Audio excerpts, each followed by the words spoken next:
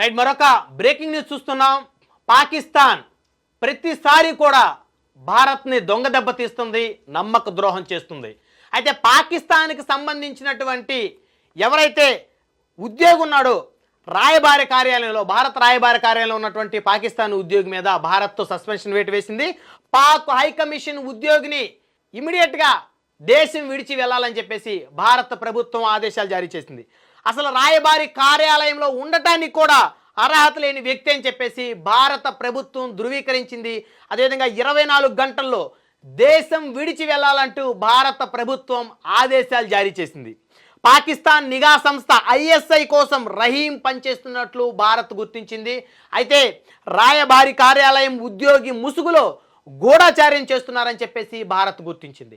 ఇప్పటి వరకు కూడా ఇతర దేశాల నుంచి దాదాపు 200కు పైగా ఏవైతే దేశాలకు సంబంధించినటువంటి ఉద్యోగులు, ఫారెన్ సర్వీస్ ఉద్యోగులు మన భారత రాయబార కార్యాలయంలో ఉంటారు. అంటే దాదాపు 200కు పైగా రాయబార కార్యాలయం అంటే వివిధ దేశాలకు సంబంధించినటువంటి వారు ఒక్కొక్కరు ఒక్కొక్క రాయబార కార్యాలయంలో ఉంటారు.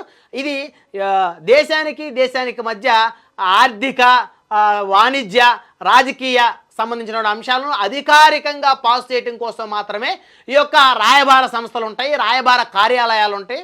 ఆ రాయబార కార్యాలయాల్లో ఆయా దేశం తరపు నుంచి ఉద్యోగులు ఉంటారు. అయితే మన దేశం నుంచి కూడా అంటే ఐఎఫ్ఎస్, ఇండియన్ ఫారెన్ సర్వీస్ సంబంధించి వివిధ దేశాల్లో ఉన్నటువంటి రాయబార కార్యాలయంలో మన భారతదేశానికి సంబంధించినటువంటి ఐఎఫ్ఎస్ ఉద్యోగులు కూడా అక్కడ ఉంటారు, సివిల్ సర్వీస్ ఉద్యోగులు.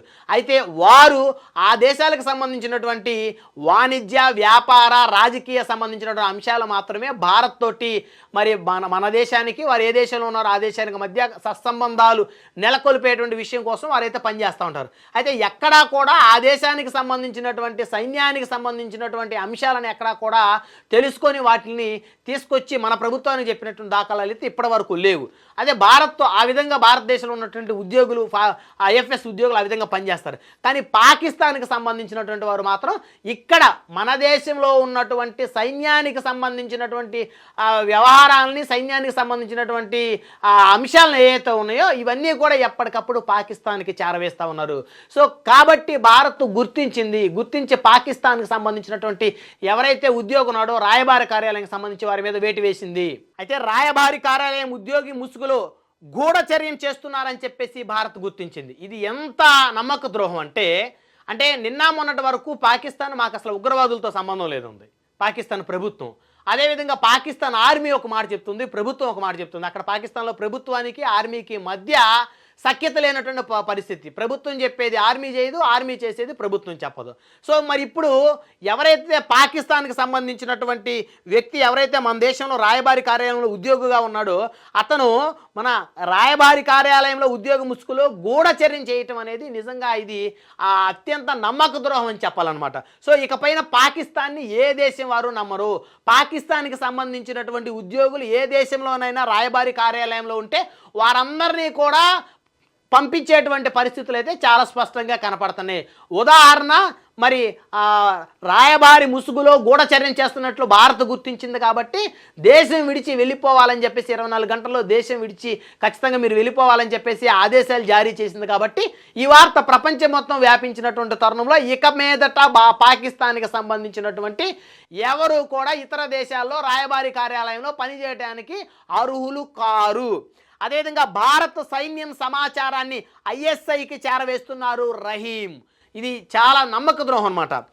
డానిష్ అనే మారు పేరుతో ఐఎస్ఐ కోసం పనిచేస్తున్నాడు రహీం. అయితే ఇక్కడ రహీం అనేటువంటి పేరుతోటి మన రాయబారి కార్యాలయంలో ఉద్యోగిగా పనిచేస్తున్నాడు పాకిస్తాన్ తరపు నుంచి. కానీ డానిష్ అనేటువంటి మరొక మారు పేరుతోటి ఐఎస్ఐ కోసం అతను రహీం పనిచేస్తున్నట్లు భారత నిఘా వర్గాలు గుర్తించిన వెంటనే ప్రభుత్వానికి సమాచారాన్ని ఆధారాలతో సహా చేరవేశాయి. సో భారత ప్రభుత్వం రహీం మీద చర్యలు తీసుకుంది. ఇమీడియట్గా దేశం విడిచి వెళ్ళిపోవాలని చెప్పేసి భారత ప్రభుత్వం ఆదేశాలు జారీ చేసింది.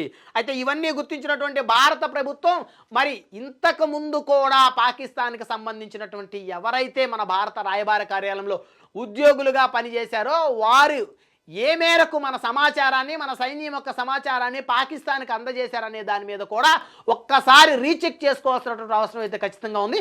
ఒక్క పాకిస్తాన్కి సంబంధించినటువంటి వారే కాదు, మరి ఎవరైతే ఇతర దేశాలకు సంబంధించినటువంటి వారు ఎవరైతే మన దేశంలో రాయబార కార్యాలయంలో ఉద్యోగులుగా ఆయా దేశాల తరపు నుంచి ఉంటున్నారో వారిలో ఎంతమంది నిజాయితీగా పనిచేస్తున్నారు, కేవలం దేశాల మధ్య సత్సంబంధాలు, వ్యాపార వాణిజ్య సంబంధాలు నెలకొల్పడం కోసం పనిచేస్తున్నారు, లేదా మన దేశానికి సంబంధించినటువంటి, మన సైన్యానికి సంబంధించినటువంటి కాన్ఫిడెన్షియల్ ఇన్ఫర్మేషన్ని ఎవరికి పాస్ చేస్తున్నారు అనేది కూడా ఖచ్చితంగా భారత ప్రభుత్వం నిఘా ఉంచాల్సినటువంటి అవసరం అయితే ఖచ్చితంగా ఉంది.